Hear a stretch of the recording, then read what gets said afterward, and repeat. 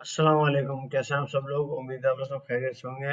आज की टेक्स की ब्लॉग का जो टॉपिक है वो ये आता है कि हम कोई भी सेल्स टैक्स हो चाहे इनकम टैक्स हो, चाहे हमारा फाइनेंशियल रिपोर्टिंग हो या हमारा ऑडिट हो, हम जो कंप्लाइंसेस करते हैं ना रिगार्डिंग दैट ऑल कोई इंटरप्रिटेशंस करते हैं इनकम टैक्स की, सेल्स टैक्स की स्पेसिफिकली, तो आपके नजरिए में क्या कंसिडरेशन होनी चाहिए कि बिजनेस ऑफ फैक्ट ज्यादा इंपॉर्टेंट होता है या क्वेश्चन ऑफ लॉ ज्यादा इंपॉर्टेंट होता है? इस चीज को आज हम डिस्कस करने वाले हैं।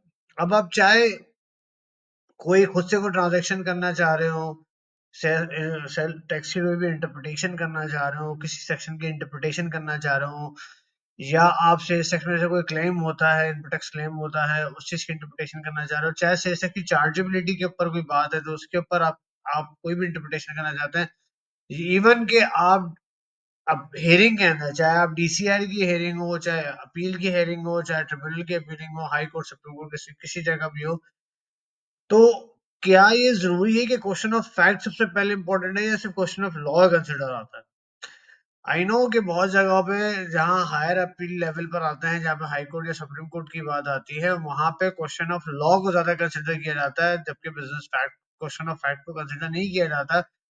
यहीं पे एक एडवोकेट का पता लगता है कि वो किस तरीके से अपनी इंटरप्रिटेशन प्रेजेंट करता है सुप्रीम कोर्ट में, हाई कोर्ट में, या ट्रिब्यूनल में, या कमीशन अपील में, या किसी भी टैक्स की ट्रांजैक्शन पे। आप मुझे सिर्फ मैं एक बात करना चाहूंगा इस पे कि जितने भी कानून हैं, चाहे फाइनेंशियल रिपोर्टिंग के हो, ऑडिट के हो, टैक्स के हो, अगर क्वेश्चन ऑफ फैक्ट ड्राइव नहीं है तो क्वेश्चन ऑफ लॉ ड्राइव हो सकता है। ये जो जितनी किताबें आई हैं फाइनेंशियल रिपोर्टिंग की, आईएफआरएस आए हैं, आईएफआरएस आया है, आइजा आया है, इनकम टैक्स एसेस आया है, अगर बिजनेस ही नहीं होगा, अगर बिजनेस ही नहीं होगा तो इन किताबों को रखने का कोई फायदा है? तो कोई फायदा नहीं है। अब जैसे एक सुपर टैक्स का केस चल रहा है, सबको पता है, 4C के ऊपर, तो क्वेश्चन ऑफ फैक्ट था, बिजनेस था, तो उन्होंने इनकम के ऊपर टैक्स लगाया है ना।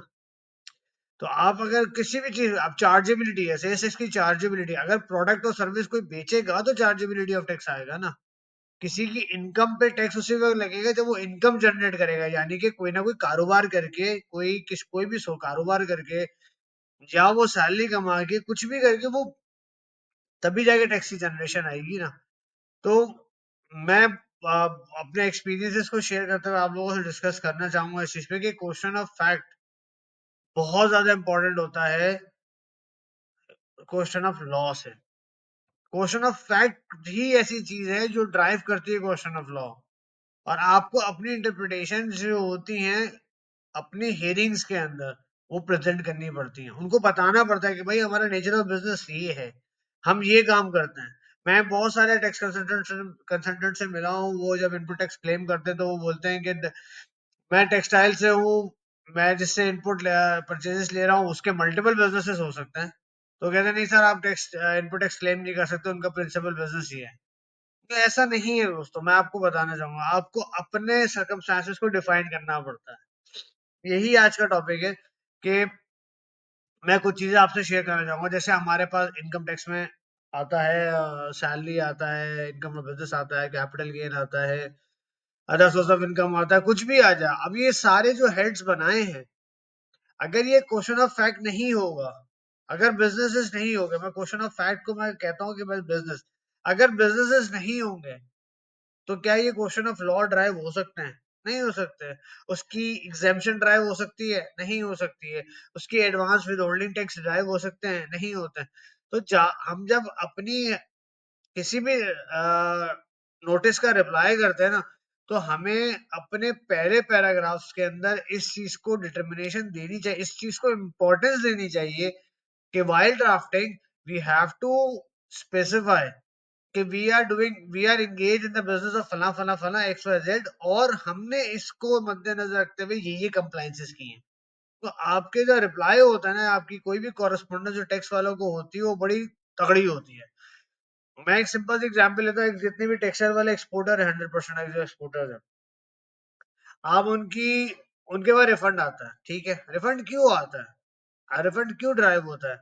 अब आप बोलेंगे सर किताब में लिखा हुआ है। देखिए, किताब में बिल्कुल लिखा हुआ है, मैंने मान लिया है, सेल्स टैक्स में लिखा हुआ है कि रिफंड पे आपको टैक्स आपको मिलेगा, सही है ना।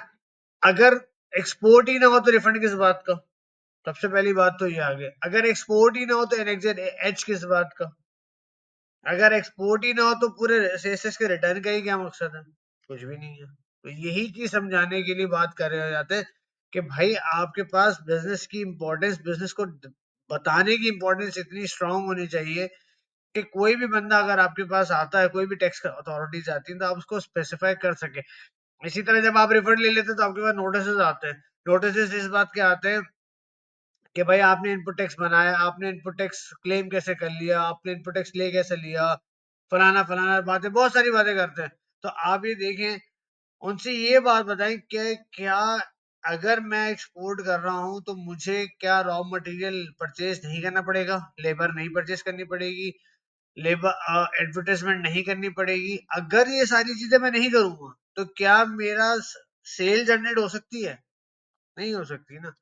अगर चले बहुत लेमन की जबान में चलता है, बहुत ही ज्यादा लेमन की जबान में चलता है, मैं एक सेल्स टैक्स की एग्जांपल सबसे ज्यादा दूंगा, क्योंकि सेल्स टैक्स की चार्जेबिलिटी प्रोडक्ट और बिजनेस पर होती है, और हर प्रोडक्ट और सर्विसेज पर होती है, और इसी पे एक मतलब डिपार्टमेंट का मेजर रेवेन्यू सोर्स जो होता है ना, वो सेल्स टैक्स होता है, इनकम टैक्स के अलावा। इनकम टैक्स इतना ज्यादा नहीं होता जितना सेल्स टैक्स होता है, आप उठा के, क्योंकि मंथली मंथली होती है ना सारी चीजें सारी। ऑल दो इनकम टैक्स से भी रेवेन्यू बहुत जनरेट होता है, लेकिन सेल्स टैक्स मेजोरिटी होता है। अब इसकी एग्जाम्पल लेते हैं। फॉर एग्जाम्पल, मैं एक मोबाइल बना के बेचता हूँ।